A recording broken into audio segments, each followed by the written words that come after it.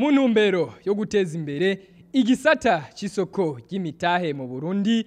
Ishirahamwe rihurikiyemwo amabanki akorera mu Burundi ABF, turi mu mfunyapfunyo yo mu rurimi rw'igifaransa, ryatunganije kuri uyu wa 19 Ruheshi umwaka wa 2025 mu gisagara ca Bujumbura uruganda rwo guhanahana ivyiyumviro kuvyerekeye uko iryo soko ry'imitahe ririko rirakora, ibibazo biri muri ico gisata n'ibindi. Jodas Rukundo asanzwe ari cegera c'urongoye ishirahamwe ABF Burundi aratubwira ko iryo soko ryifashe.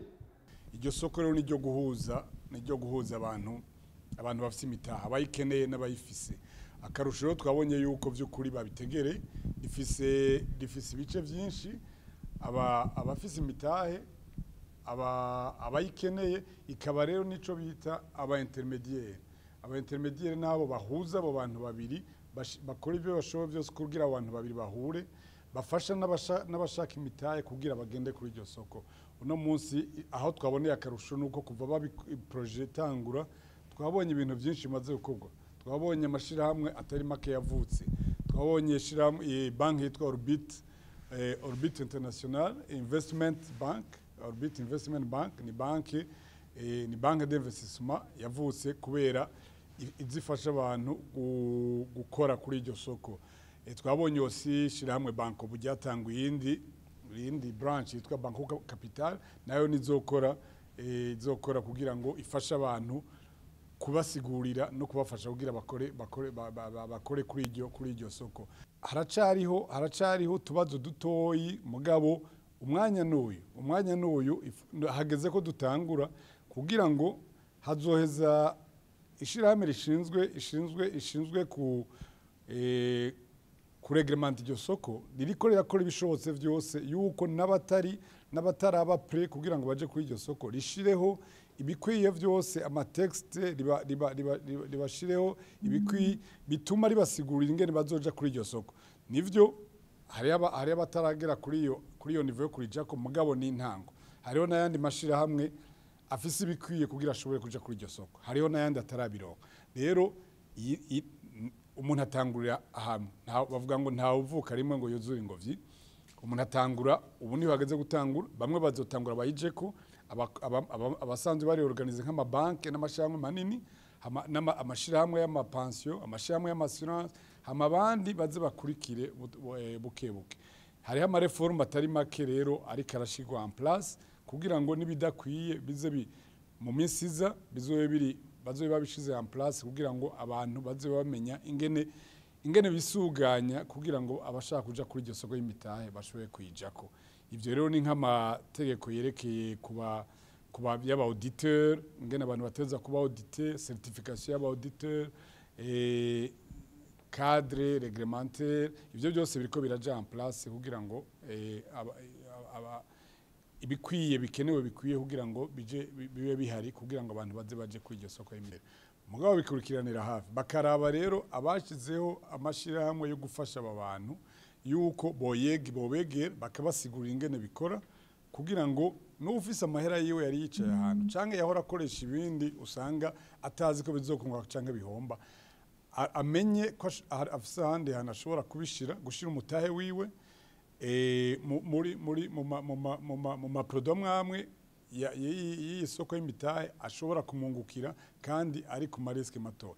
Abandi bakeneye amahera bafise amaprojet rero nabo batangura canke amasosiyete ari ngaho akeneye umutahe, bamenye yuko umahera ntuja kuyarondera muri banke gusa, ariko hariho isoko y'imitahe ubu ushobora kuja kuri iyo soko ukavuga uti rero reka amahera je nari narabuze aha canke nkeneye menshi kurusha ayo banke yahorima, reka ndabe ko ntoja ku isoko y'imitahe kugira ndabe ko atabantu bafise yandi mahera bashobora kumfasha tugafashanya umugambi bagashiramwe amahera muri umugambi wanje.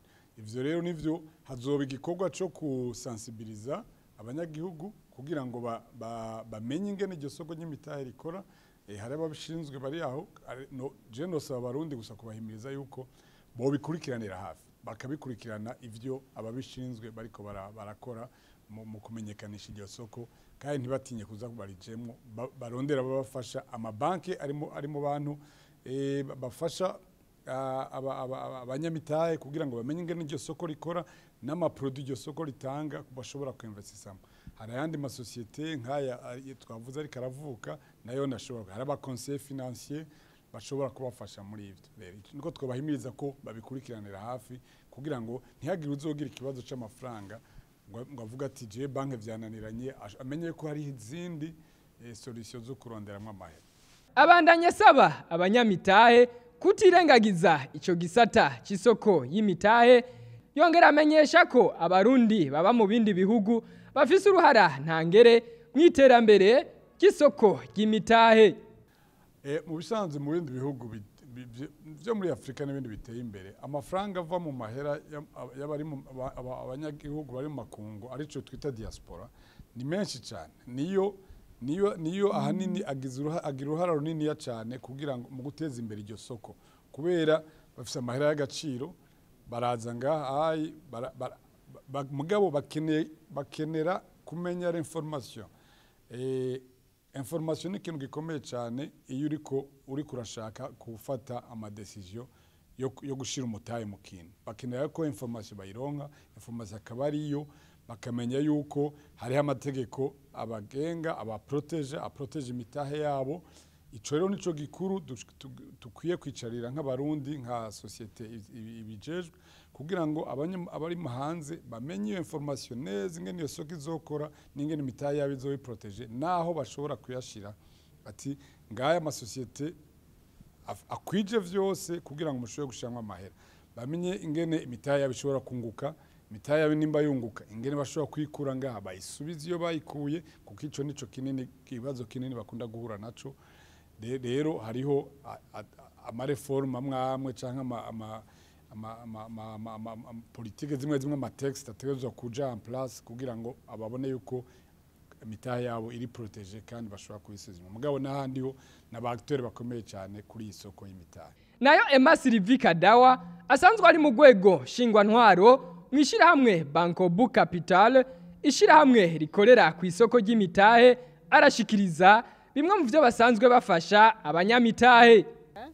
Ni ukuvuga turafasha abantu bashaka gushora kuzana amahera mu kugura mu gushira imitahe yabo mu kugura ico no kwita imigabane mu ideni rusange leta iba yafashe ibyo bita amatitre du trésor.